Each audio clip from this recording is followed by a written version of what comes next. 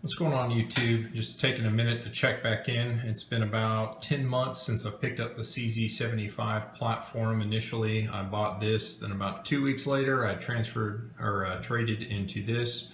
This is just a bare bones 75B. I just put the Cajun sights on it, the short reset 2 kit, I believe, with the extended firing pin and the high lift firing pin block lifter.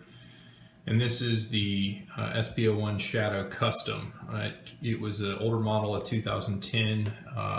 The disconnector I swapped out for a pre-B disconnector, and then got the thin safeties fitted, which I would recommend for any of the Shadow variants. If you're going to use it for US PSA or IDPA, it's just a little bit nicer. You don't have to worry about accidentally activating them. So just wanted to share some thoughts. So the round counts on these guns, I've got about 8,000 through this one and about 2,000, 2,500 maybe through this guy.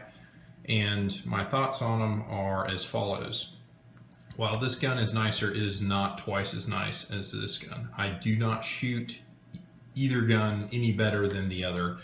I can shoot this gun better because the sights are better set up for bullseye shooting. It's got the stock OEM Shadow fiber optic sights and rear sight, which there's not as much.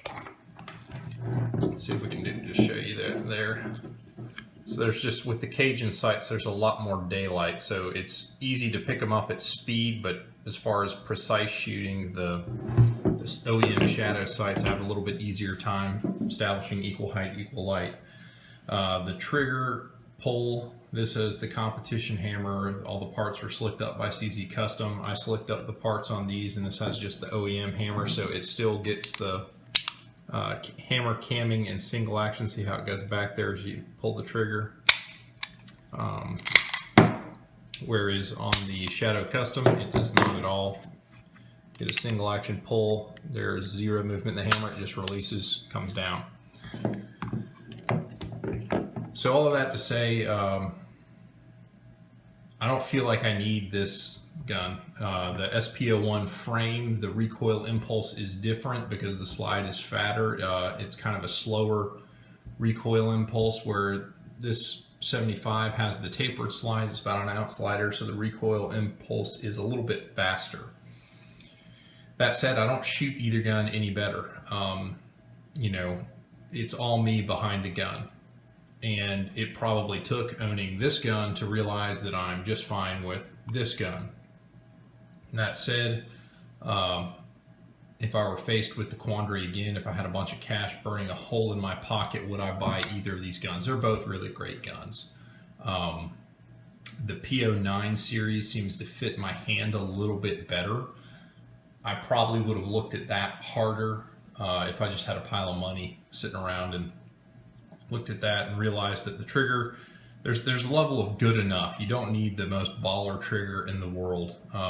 It's just that it's an advantage that is not exploitable. You can't really, I mean, I can hit stuff at 25 yards with this pistol. I can hit it with this pistol too. It's not there's no shortcuts. The amount of practice, the amount of time you spend dry firing, the amount of time you spend live firing is going to dictate your performance. And it's kind of folly to think that you can buy a piece of gear and all of a sudden you're going to keep up with the guys at your club who are running circles around you. That comes from practice. It doesn't come from a gun. And I've watched several people buy Shadow Customs or Shadow Targets, AccuShadows, just jumping right into the deep end and just be terrible with them and sell them immediately, saying like, well, I don't shoot this any better than the SIGs that I like a little bit better. And that's the truth. I mean, there's no shortcutting skill development. You have to do that in practice. You can't just cut a check. So I guess if you are considering the CZ75 platform for competition, it's a great platform. Figure out whether it fits your hand and whether or not you like it, and figure out which one works for you. I mean, I'm kind of partial to my 75, even though I run my SP01 in combat, or not combat, excuse me, in competition.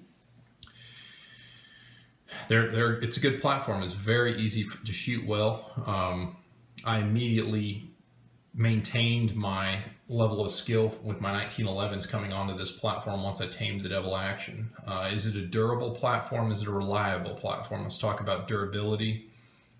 This gun, the last owner shot 7,000 rounds, he said, when he gave it to me, and there's at least one other owner in front of him who owned it. I don't know. Around 6,000, 7,000 rounds for me. I broke a slide stop in this gun, and I've broken a trigger return spring around the same time in this gun, having swapped it out myself at the beginning of the year.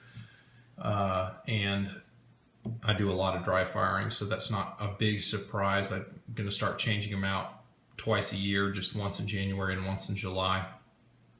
This gun, same thing. I've broken a trigger return spring, but that's it. The trigger return springs, I was just trying to learn how to do double action, so I would just sit there and click, click, click, click, click the double action a bunch, trying to understand how to press it straight to the rear and all that. And you can pull the trigger a lot in a short amount of time, and that breaks trigger return springs like you wouldn't believe. But in dedicated dry fire practice, this one hasn't really had any issues.